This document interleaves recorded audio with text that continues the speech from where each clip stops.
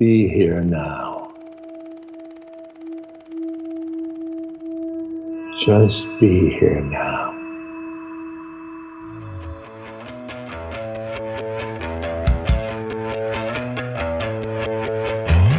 Welcome to the Be Here Now guest podcast.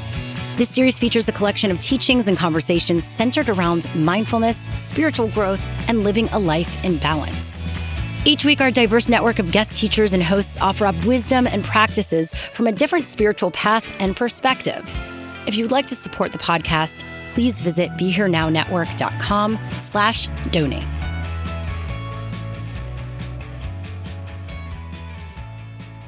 So there's this prophecy in Tibetan Buddhism, and I like this prophecy a lot.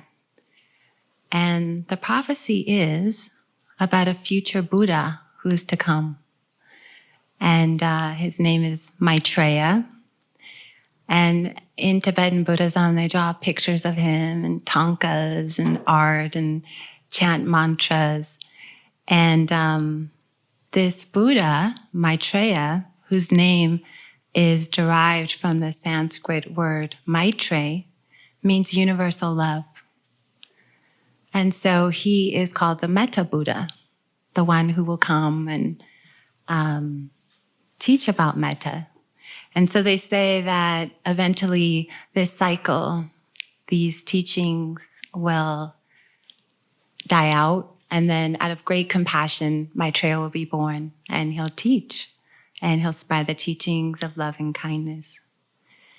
And so I want to talk about Metta tonight, and I want to talk about love and kindness, and talk about it from a couple of different ways. The first is really about our misunderstanding of love. You know, in our culture, we're sort of obsessed with love. Love, love, open your heart. Workshops, endless. Even I teach a lot of workshops. Free your heart, open to love. You know, and on this retreat, some people get overwhelmed. Love, love, okay, you know. There's this way in which we all crave it. We all want it. We look for it. And there's a lot of confusion about it. And I can see why that leads to a lot of cynicism, actually, because it's really misunderstood.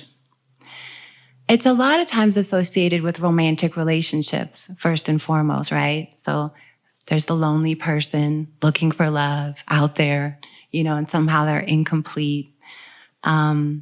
And so we become seekers. We think that love is somewhere outside of ourselves. And I think this is a mistake. This is a misunderstanding. And the way that we do love people isn't really authentic. It's confused. It's attachment.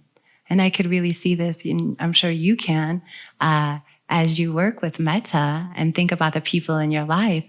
There's love with a lot of attachment. I'll love you if you love me back. I'll love you if you perform the way I want you to. There's confusion and misunderstanding. And so that leads us to what we know as looking for love in all the wrong places. So there's a song, as you know, I was thinking of songs after Trudy mentioned abracadabra, reach out and grab you. So I was like, oh, perfect. Looking for love in all the wrong places by Johnny Lee. And so I just want to read you I printed the song out to just read a couple of the lyrics for you.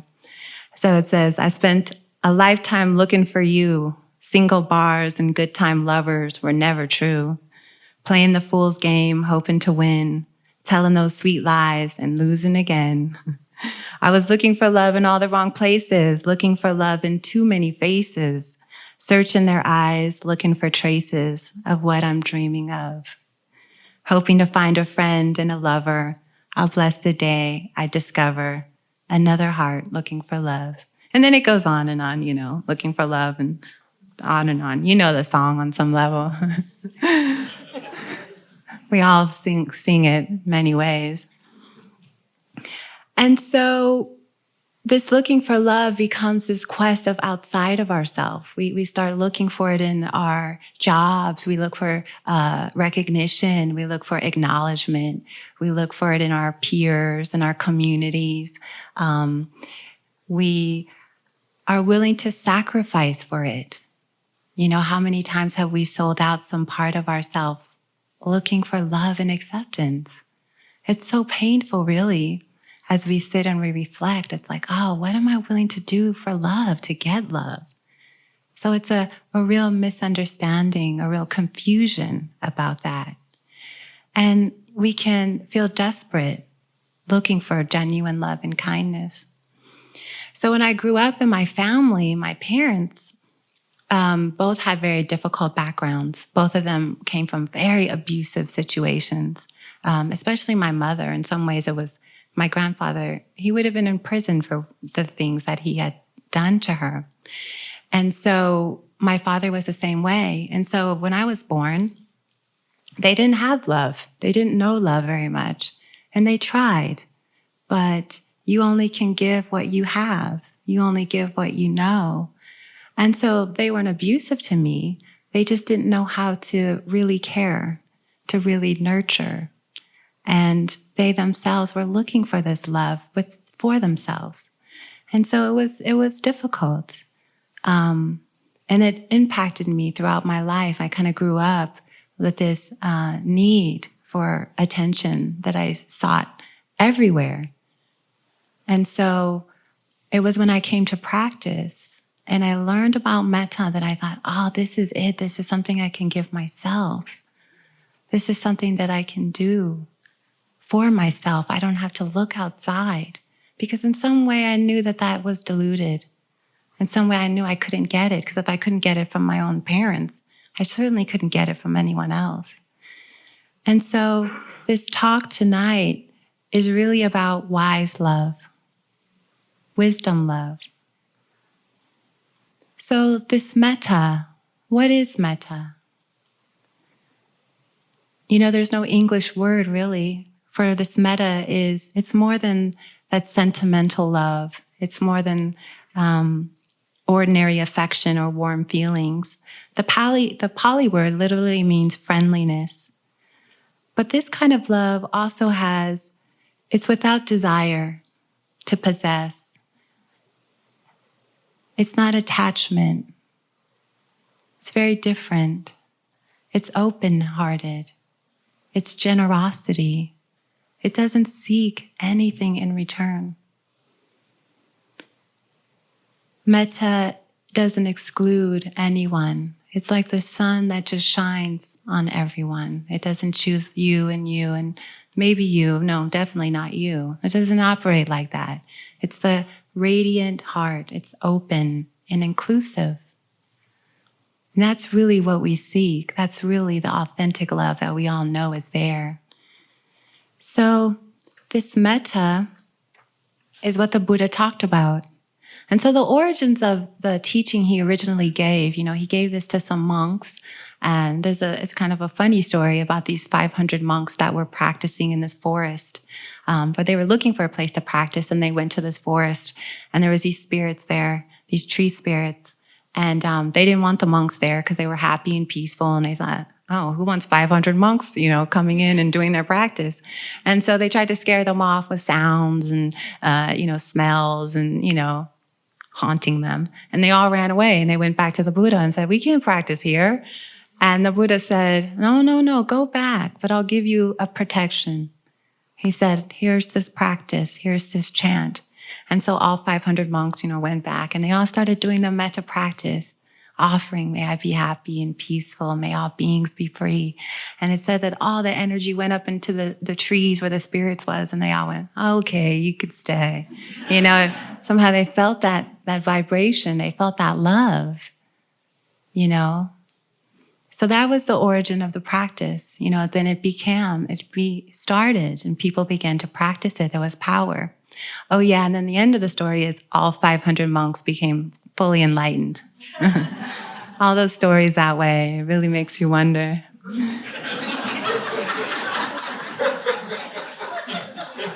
So, it's possible. Who knows?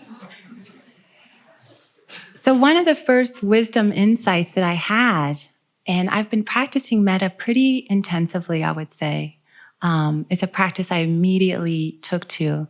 But one of the first insights I had about Metta, and this was in the fall, I did a period of about 3 months of practice. And for 4 of the weeks, one of the months, I did just Metta, day and night, walking, sitting, eating. It's a continuous practice. So I'd wake up and do it, all the phrases again and again.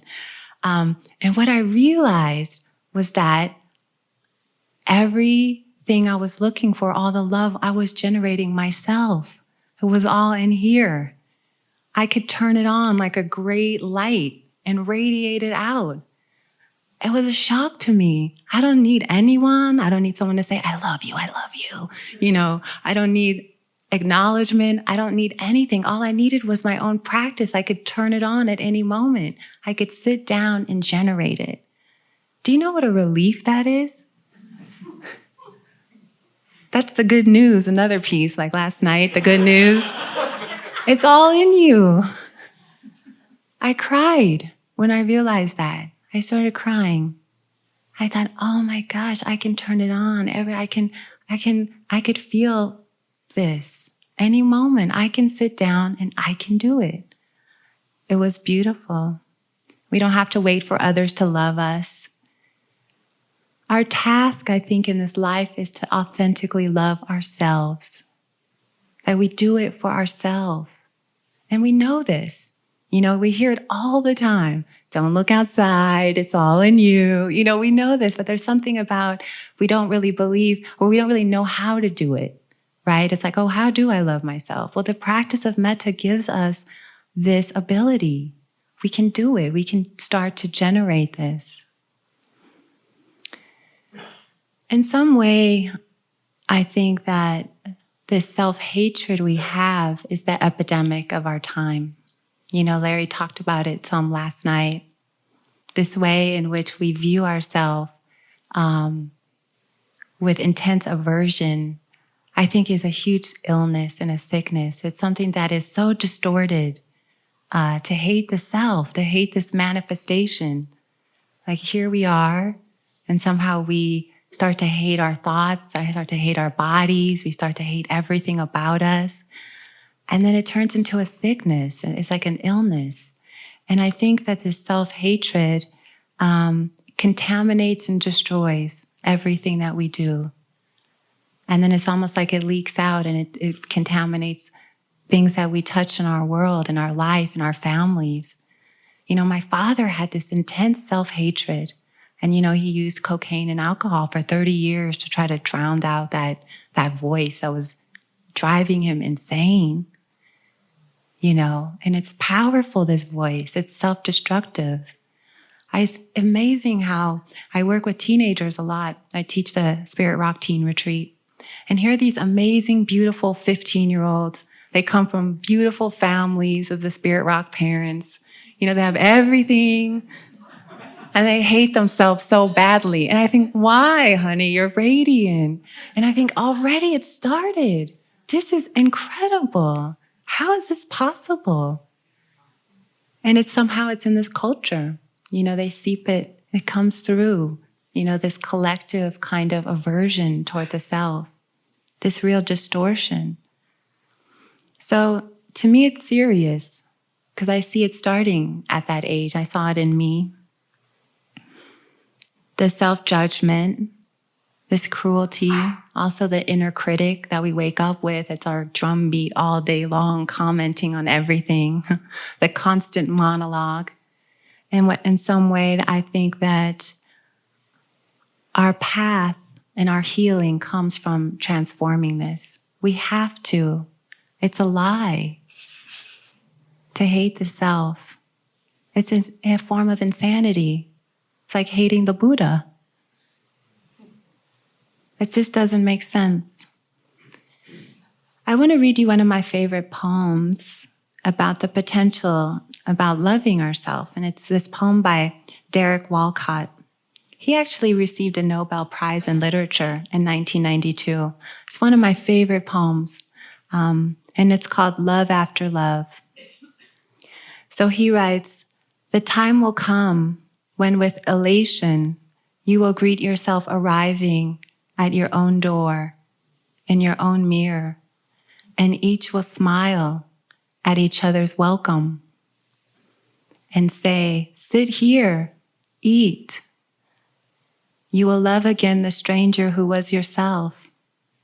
Give wine, give bread, give back your heart to itself, to the stranger who has loved you all your life, whom you've ignored for another, who knows you by heart. Take down the love letters from the bookshelf, the photographs, the desperate notes. Peel your own image from the mirror and sit, feast on your life.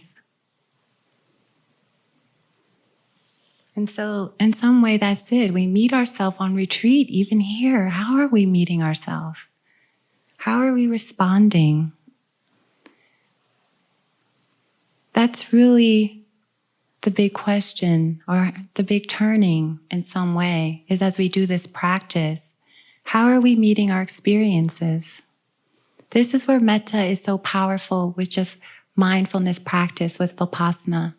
How do we meet what's arising? Most of us, when we sit here, we experience so many stories, so many images of the past, fears of the future.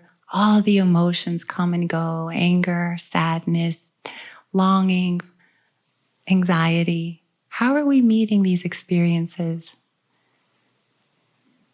We can learn to meet them with love and acceptance. One of my favorite books, you might know the author Byron Katie. She's kind of radical in her own way. But she talks about loving what is. Really, the essence of that is metta. Can I meet each experience? Can I learn to love in each moment? Our knee pain, our painful thoughts, all the rage and the sorrow. That's what we can do. We can learn to practice with a sense of kindness. We can learn to do that. It might not be natural for ourselves. It wasn't for me. When I first started doing metta, I would cry and cry because I would think about all the sadness and all the sad stories. But I kept doing it. And it's a practice of purification. And I would do it and I would feel aversion for myself, hatred, irritation. Someone said that today in an interview. I hate metta. I hate the metta voice. I hate the guided imagery. It's like, and I really get that. On some level, I did too. It was like, I hate this. May I be happy? May I be peaceful? But there's a way that we just do it. There's something that internally is hearing it. It's something that's going in on another level because it's our intention to wish. It's our intention to wish ourselves love. Who else is going to do it? It has to be us. We have to change. We have to transform. We're not going to get it from society. We have to do it. We have to practice transforming our own heart. We're the ones. So we do our practice. We infuse it with metta. We learn to wake up and bow to whatever's here. All that anger again. Okay, loving what is. Here it is. We practice it. It's not our habitual way. We know that. We've seen this after 5 days, right? We see our habits. But we train in another way. We incline the mind in another direction. And so we learn to have this view. And so we can practice in this way. I love Thich Nhat Hanh. He writes, so try your practice, your walking practice like this. He writes, kiss the earth. Walk and touch peace every moment. Walk and touch happiness every moment. Each step brings a fresh breeze. Each step makes a flower bloom. Kiss the earth with your feet. Bring the earth your love and happiness. The earth will be safe when we feel safe in ourselves. And so there's really truth in that. Like when we have this loving heart, we're our own refuge. We're safe at our home, right? In a loving home. But the home is our mind. It's not anywhere else. This is where we're trying to come home to, the peace here. We can't even create that if we have $1 million home with all the Buddha statues you could buy. It doesn't make you peaceful. It's this that we have to transform our home here, the mind, moment to moment. Love really is a refuge. Our own loving heart can make us feel safe. We can be safe anywhere because we know we're capable of loving the moment, whatever it is. I fall down, I get up. Okay? Can I open to that with love? You know, I've got a stomach ache. Can I be loving with that? Oh, it's bliss. Okay, we learn.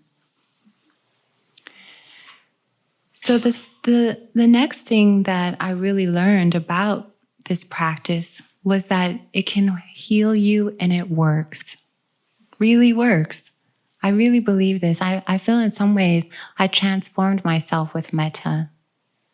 You know, because my childhood was so difficult that I couldn't get it anywhere else. And I spent months, I realized, thinking today, I spent almost 2 years in intensive retreat just like this. And many of those hours I spent doing metta practice. And I worked on it, and I worked on it, and I worked on it. And really, I feel in some way, as I was reflecting in my room, I thought, I really have been changed. My inclination is towards metta most of the time. And it's not that I don't suffer, but I suffer and metta's there. It soothes it. There's a natural love and compassion that I can take care of myself differently now. So we have to be patient. You know, this process is a drop at a time. Some people sit down, I didn't feel it, I hate it, it doesn't work. It's not gonna work for me. You don't know my heart. It's stony.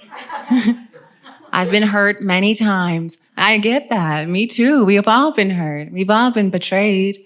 We've all been let down. We've all been left. We've all been, we've all been there. All of it. All of our stories are similar. So we have to be patient with metta. You know, drop by drop, phrase by phrase, moment by moment, the transformation is happening. We can't rush it. I want to read you this cute little story. It's kind of childlike, but we're all children inside. It's called A Cry for Help. Once upon a time, there was an island where all the feelings lived. Happiness, sadness, and all the others, including love. One day, it was announced to the feelings that the island would sink, so all repaired their boats and left. Love was the only one who stayed. Love wanted to persevere into the last possible moment. So when the island was almost sinking, love decided to ask for help. Richness was passing by love in a grand boat. Love said, "Richness, can you take me with you?" Richness answered, "No, I can't. There's a lot of gold and silver in my boat. There's no room for you here." Love decided to ask Vanity, who was passing by in a beautiful vessel. "Vanity, please help me." "Can't help you, love. You're all wet and you might damage my boat." Sadness. Sadness was close by, so love asked for help. "Sadness, let me go with you." "Oh, love, I'm so sad. I need to be alone. Sorry."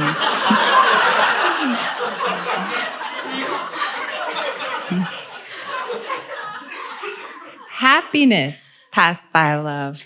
But she was so happy that she didn't hear when love called to her again and again.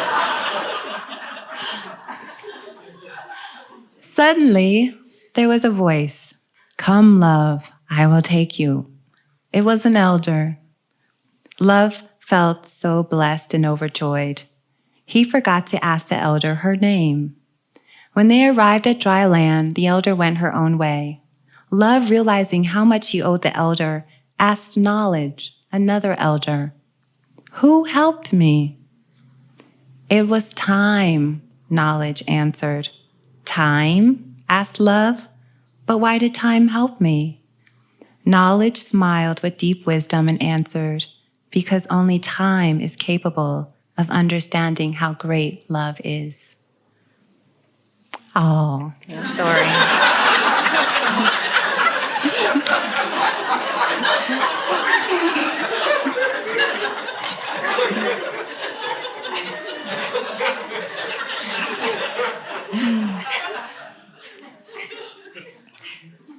So it takes time. It's not going to happen in a 30-minute session here, right?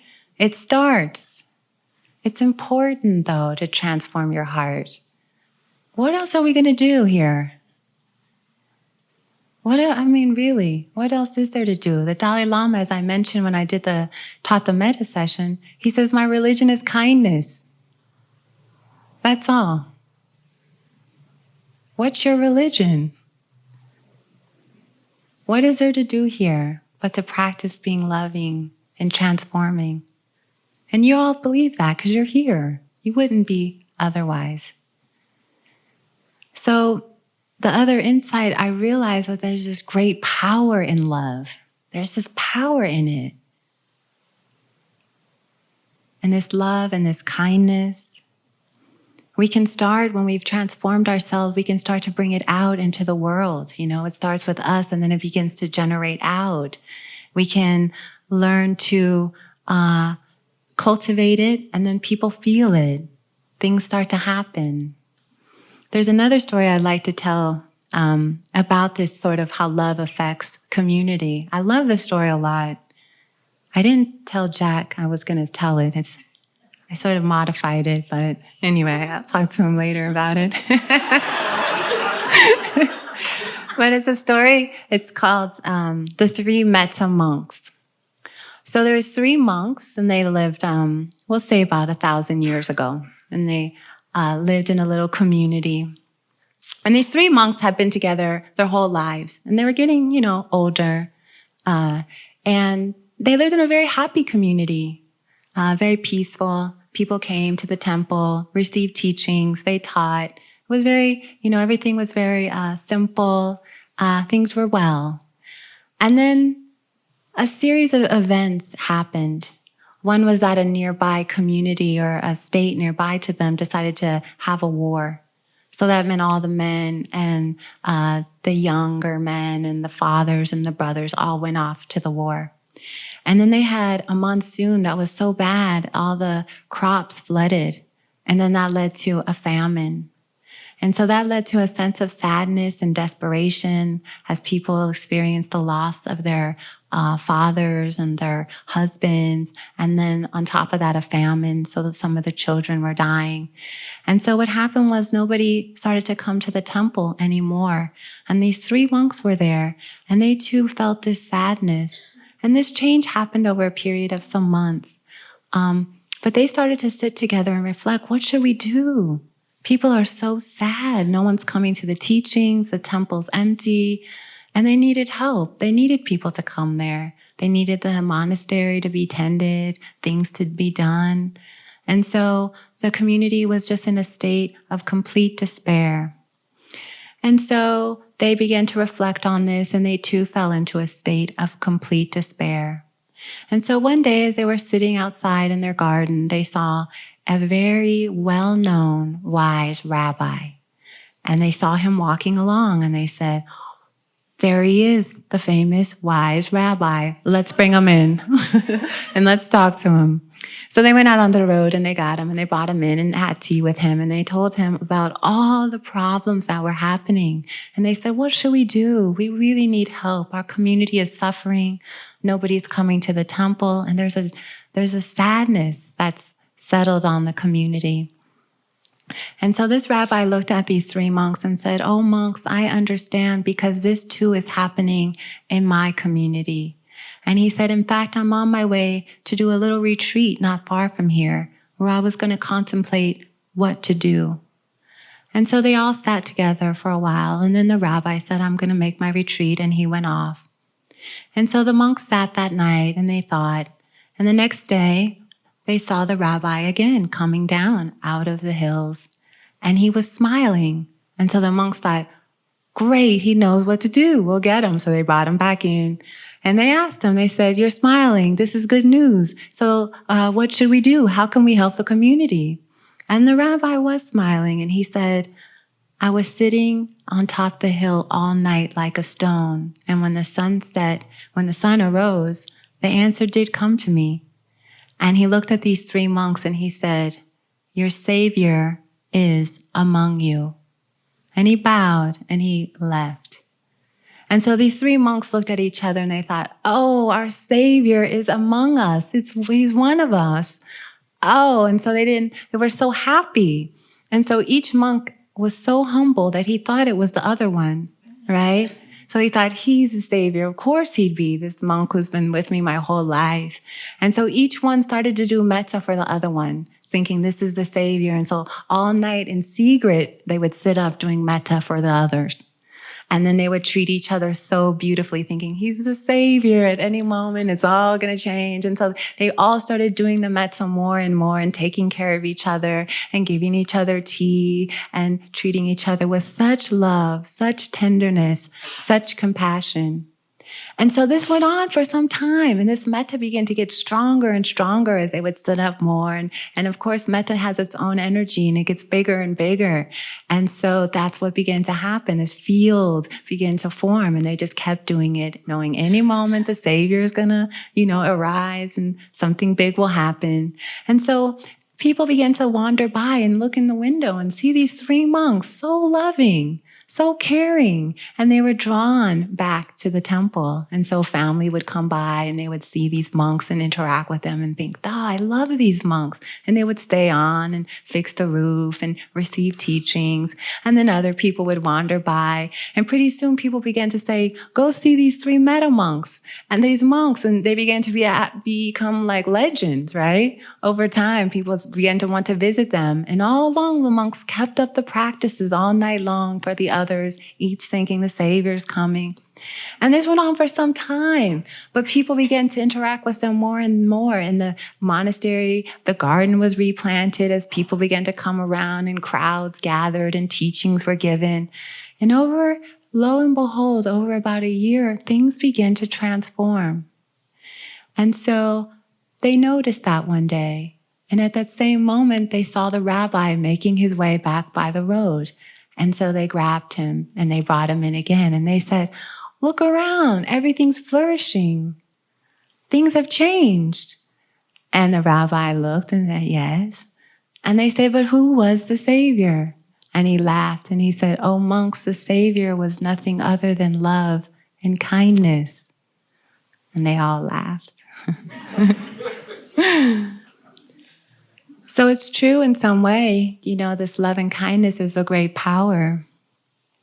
Larry and myself and some other people opened a meditation center in downtown Oakland, right on the corner, of this area that a lot of people would think, oh, this is a terrible place for a meditation center. Like, why would you pick here?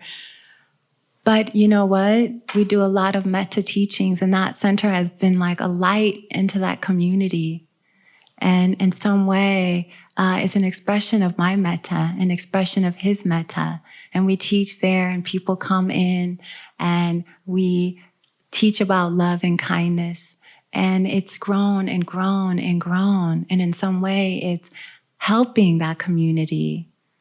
And across the street, there's boarded up buildings and graffiti and homeless people wander by. And you can hear all that while you're sitting, people begging. It's all there, but it doesn't matter, because inside there's this force of love growing there. So kindness has a chain reaction, and we can see this in ourselves. When one person has a kind act, it influences other people. You influence each other by your own loving heart. One person holds the door open, notice this, then the next person holds the door for the next person. Or you could set off a little chain reaction in your own life. We see this. There was a whole movement, I remember Oprah maybe 10 years ago, practice random acts of kindness, right? I mean, it caught on like crazy. Everyone was looking for ways to help. But that's important, but also it's the inner too. That has to be balanced, but it can be. Love is powerful. So with the metta practice, I want to read you some of the benefits of doing metta. This is what they say in the Visuddhimagga. These 11 benefits, so this will entice you to practice. First one, you will sleep easily and peacefully. You wake easily. You dream no evil dreams. One is dear to all humans. You are dear to non-human beings, and animals will love you. The devas, these celestial beings, will protect you and cherish you. Neither fire, poison, nor weapons will harm you. One's mind will gain concentration quickly. One's complexion will be bright and radiant. One will die unconfused, and you will be reborn in a happy realm with the Brahmins, they say. And so this love we see has power. But also the other aspect of the wisdom part of the love, why I call this wise love, is that we recognize that there's impermanence in this. So this is a flower that I love a lot. You know, like when you walk around in the desert and you see these little flowers. But this flower won't last long. But I love it anyway, even though I know in maybe 3 or 4 days it'll be gone, it'll start dissolving. Impermanence is an important aspect. We can learn to love and let go. Real love understands that everything is impermanent, it's all changing. And can I love it anyway, even though it's fading? It doesn't matter. You know, so many times people they love rainbows and butterflies, all the things that are so temporary. You know, when we see a rainbow, everyone gets really excited, but we know it's only going to be there maybe 2 or 3 minutes. But we love it. It's just this beautiful manifestation, and we can enjoy it while it's here. Wise love understands and lets go. Our lives are so fleeting. I had this insight on a retreat one time, and the insight went like this: hello, goodbye. Hello, goodbye. I cried. I just really got it. I said, we're here now. Hello. And then we'll be gone. Goodbye. We're just, we're rainbows. You know, we make this appearance. We don't know when we'll be gone. So love includes that understanding. I love it even more. I can love you even more because I know that we're all just temporary. We're here. We're appearing. We appear as this now for a period, and then we'll disappear and appear as something else. Can we love this appearance? How could we not? It's just like this flower. I love it. It's here now, but it won't be. So love understands this impermanence. It doesn't hold on because it goes, that was enough. It's gone now. Goodbye. I loved it. It's enough. There's an enoughness in it. We don't have to hold on, cling on, or be attached. There's another poem that I love that really, really captures this. It's one of my favorites, actually. If you've been around the retreat circuit for a while, you've heard it, but not in this moment. So it'll be new now. But it's called Kindness, and it's by Naomi Shihab Nye. She's a Palestinian poet. She writes, "Before you know what kindness really is, you must lose things. Feel the future dissolve in a moment, like salt in a weakened broth. What you held in your hand, what you counted and carefully saved, all this must go, so you know how desolate the landscape can be between the regions of kindness. How you ride and ride, thinking the bus will never stop. The passengers eating maize and chicken will stare out the window forever. Before you learn the tender gravity of kindness, you must travel where the Indian in a white poncho lies dead by the side of the road. You must see how this could be you. How he too was someone who journeyed through the night with plans and the simple breath that kept him alive. Before you know kindness as the deepest thing inside, you must know sorrow as the other deepest thing. You must wake up with sorrow. You must speak it till your voice catches the thread of all sorrows and you see the size of the cloth. Then it's only kindness that makes sense anymore. Only kindness that ties your shoes and sends you out into the day to mail letters and purchase bread. Only kindness that raises its head from the crowd of the world to say, "It is I you've been looking for," and then goes with you everywhere like a shadow or a friend.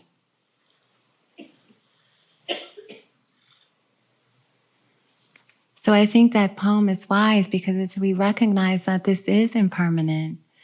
And you know, when you have touched sorrow deeply, you do appreciate kindness.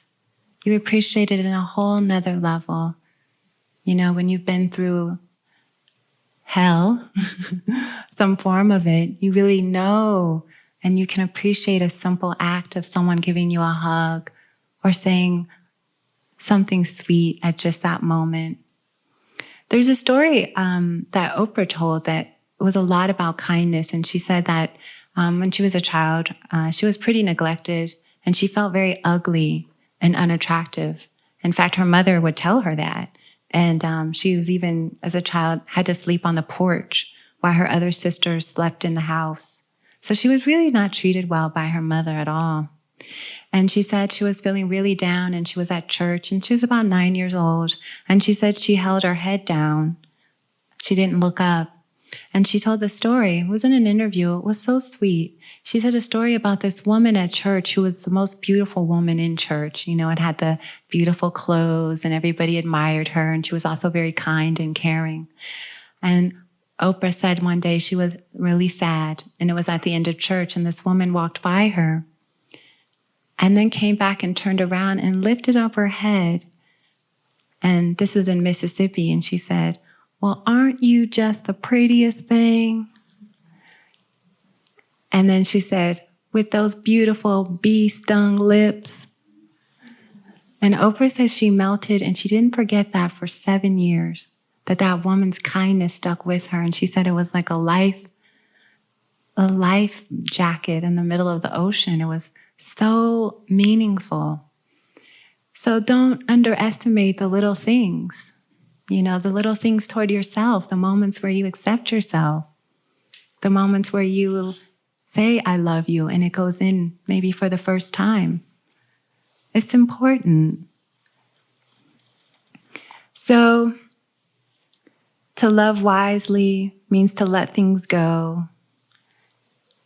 It means to understand that things are always changing, that it's impermanent. It's also to understand that there's power in it. It's to understand that the metta practice works if you do it again and again. You know, you just put your time in, you plant the seeds, you know, and that's what you're doing. And you might not feel like anything's happening. And then suddenly, you know, it's like as if you're in your own garden, you know, you plant and you plant and you plant. And then one day it all just blooms. And there you go. So do your practice, even if you hate it. Do it anyway. Do it for me and you. But mostly do it for yourself. It's your own heart. It's your own home. You know, no use going and decorating your house when this is all, you know, not so good. So try to practice loving kindness as much as you can. This is kind of what I'd like to close with and just say. I want to read one final thing. But practice love, transform your heart, take it seriously while you're here. And, you know, forgive everyone who has done anything to you. Just let go. Let go. Let go of anger. Let love have you. It's your true nature. And we don't know how much time we have here. How do we want to spend it? What is meaningful?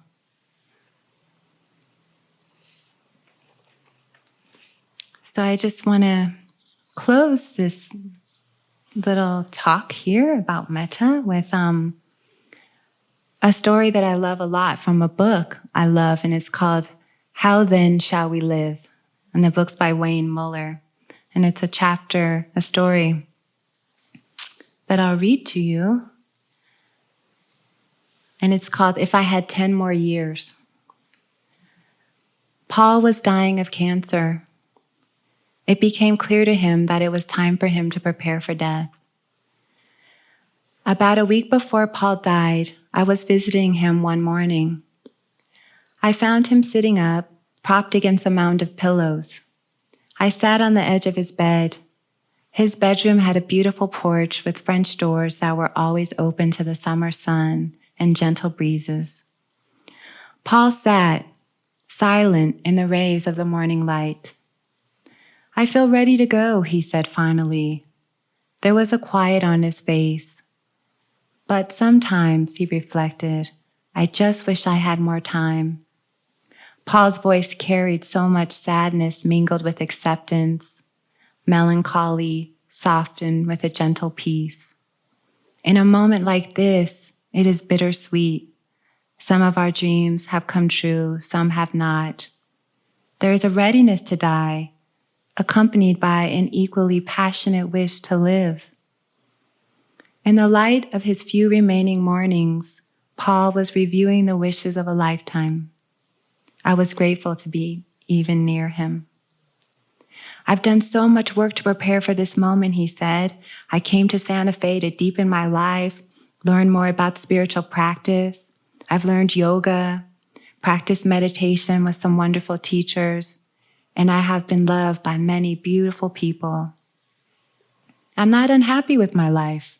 I know I'm clear and whole inside, and when I feel that, I'm not afraid. I know it's time." Again, it was quiet. His words mingled with the morning light and the cool air. "But I also wish I could stay here," he added slowly. A tentative wish offered against the growing impossibility of its coming true. "I wish I had 10 more years free of this illness. With those 10 years, I could really live as I always wanted." We sat for some time in the wake of that wish. It vibrated in the air, this wish for life, and enveloped two men who would someday die. We each felt the truth of it from a particular vantage point that morning. "What would you do if you could get those 10 years? What would your life look like?" I finally asked. Paul spoke easily and certainly. "I would be kind. I would live my life with kindness," he said. "I would be kind to children. I would teach them to be kind too. This is all I ever really wanted to do, just to be kind, to be loving." He was quiet for a moment. "A few months ago, when I was feeling quite strong, I thought I would treat myself, so I walked into a bakery and ordered 2 of my favorite cookies.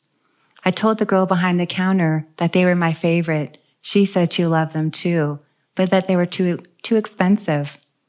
When I left, I thought about it for a minute, went back, and bought another cookie and gave it to her. 'This one's for you,' I said. She was surprised by my kindness. 'You're such a kind man,' she said. I felt absolutely wonderful.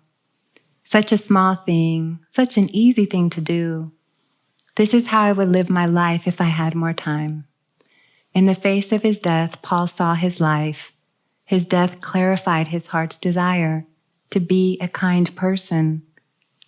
Everything else fell away, and he simply saw what was precious and valuable. To be kind. This was the most sacred thing, the most perfect and accurate offering that he could make.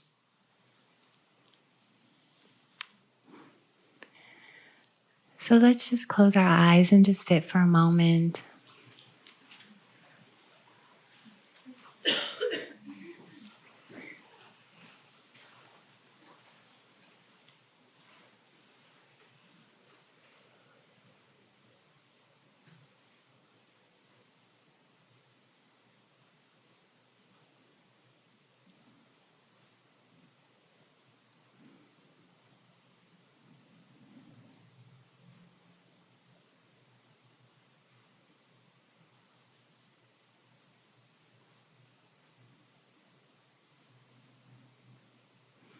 May all beings everywhere be happy and peaceful.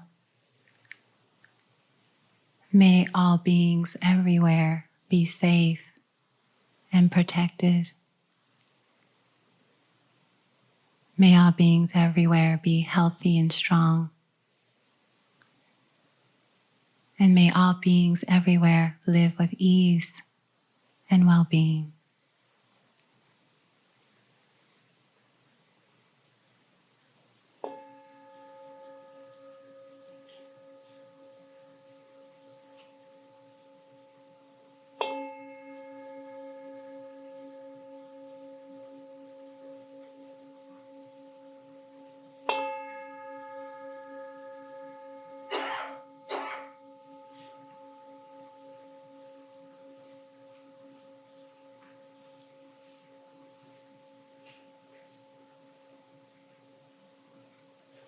Thank you.